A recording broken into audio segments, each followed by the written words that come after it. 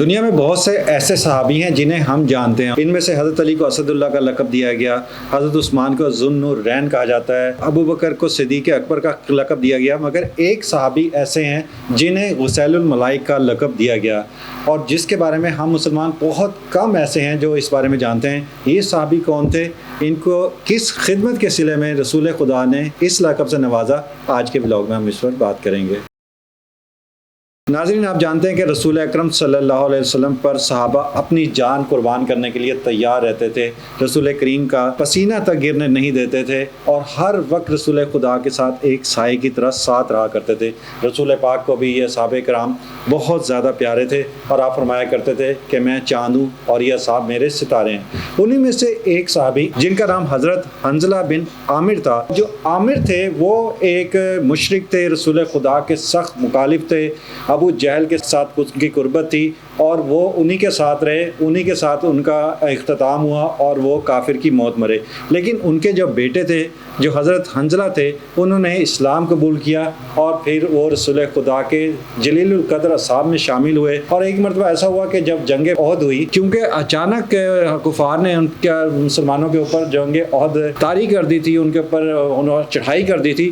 تو رات کے وقت اچانک جب رسول اکرم صلی اللہ علیہ وسلم کو اطلاع ملی کہ کفار ایک مرتبہ پھر اپنا لشکر لے کر آ رہا ہے، تو آپ نے اپنے صاحب سے کہا کہ اپنے جو جلیل القدر صحابی ہیں اور جو سپاہی ہیں، جو سپہ سالار ہیں، جو لڑنے والے ہیں، ان کو فوراً بلایا جائے. اب جہاں بازوں کی جو فوج تھی، جو باز سپاہی تھے، ظاہر ہے اس وقت بہت سے ایسے تھے جو اپنے گھر میں آرام فرما رہے تھے. انہی میں سے ایک حضرت حنظلہ بن عامر بھی تھے، جن کی ابھی ریسنٹلی شادی ہوئی تھی، اور چند ہی روز ان کی شادی کے ہوئے تھے. اور جب رات کے پچھلے پہر اچانک آواز دی گئی تو حضرت حنظلہ اس وقت ناپاکی کی حالت میں تھے. اب ایک طرف سے آواز دی جا رہی تھی کہ آپ کو رسول پاک بلا رہے ہیں، جنگ کے لیے نکلو، جہاد کے لیے نکلو. آپ سوچ رہے تھے کہ ایک طرف رسول خدا کا حکم ہے اور دوسری طرف آپ اپنی حالت دیکھ رہے تھے. تو بظاہر ایسا ہی ہوتا ہے کہ اسلام میں انسان جب جنابت کی حالت میں ہو تو وہ باہر نہیں نکلتا. مگر پھر انہوں نے یہ سوچا کہ اگر میں آج نہیں نکلا تو رسول اکرم صلی اللہ علیہ وآلہ وسلم میرے متعلق کیا سوچیں گے کہ یہ جنگ سے کہیں بھاگ تو نہیں گیا، جہاد سے کہیں جا تو نہیں رہا. اور پھر رسول کی محبت ہر چیز پر حاوی ہو گئی، اور آپ پھر میدان جنگ میں نکل آئے. بہرحال دین کا اجالا ہوا، لڑائی شروع ہوئی، تو آپ نے کھل کر جہاد کیا، بہت سے کفار کو واصل جہنم کیا. اور اسی جنگ کے دوران آپ کے اوپر بھی کسی کافر نے چھپ کر حملہ کیا، اور آپ نیزہ لگنے سے شہید ہو گئے. اب جب جنگ ختم ہوئی، اس کے بعد جو غازی صاحب تھے وہ اکٹھے ہوئے اور اپنے اپنے شہداء کو دیکھنے لگے.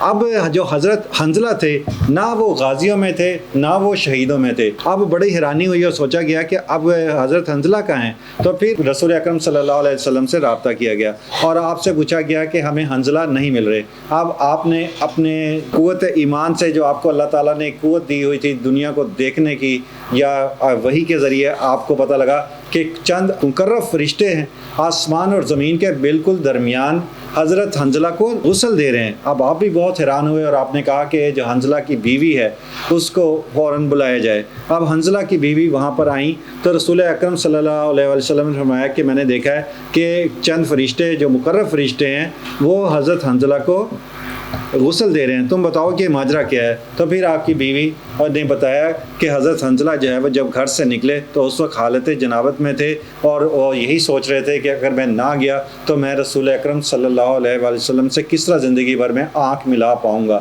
یہ بات سنی تھی کہ پھر رسول خدا نے فرمایا کہ یہ حنظلہ جو ہے وہ غسیل الملائک ہیں. اللہ تعالیٰ نے ان کے لیے فرشتے مقرر کیے ہیں جنہوں نے آب زمزم سے آپ کو غسل دیا. اور یوں اس کے بعد آپ کی نماز جنازہ پڑھائی گئی، اور صحابیوں نے بھی دیکھا جب انہوں نے ان کو لا کر فرشتوں نے نیچے اتارا تو آپ کا جو بدن تھا اس کے اوپر سے پانی کے قطرے ٹپک رہے تھے. تو یہ وہ ہستی تھی، عظیم ہستی، جو اللہ کی مقرب ترین ہستیوں میں سے ایک تھی، اور اسی لیے آج بھی ان کا نام جلیل القدر پیغمبروں میں شامل ہے.